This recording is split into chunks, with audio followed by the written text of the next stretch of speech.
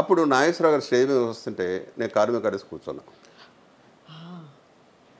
నాకు తెలీదు అంటే అంత గొప్ప ఆయన ఈయన లేవాలి అన్నది కూడా నాకు తెలియదు. అంటే నేను గర్వం అని అది అయ్యి ఉండొచ్చు, అది కూడా తెలియదు. ఏం చూసుకుని గర్వం, కానీ లోపల భయం మాట, లేవాలా లేస్తూ కూర్చోవాలి అన్నట్టుగా ఉండింది నా పరిస్థితి. ఆయన ఇలా అంటే చూపులు ఉంటాయి కదా, ఆయన చూపులు వెళ్ళిపోయారు. లోపల నాకు పిగుతుంది, అది గుర్తొచ్చింది ఆయన స్టేట్.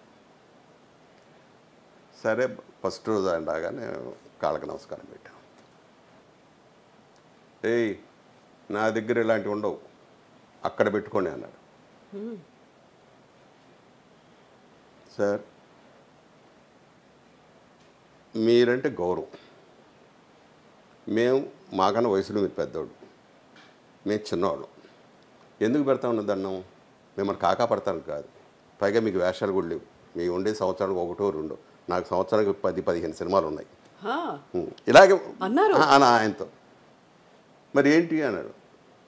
ఈ ఇన్సిడెంట్ జరిగిందండి, అప్పుడు కూర్చున్నాను, అప్పుడు తప్పు చేశాను, ఆ తప్పు ఇప్పుడు సర్దిద్దుకున్నానండి. ఏడ్చేవాళ్ళే రా అని అప్పటి నుంచి ఆయన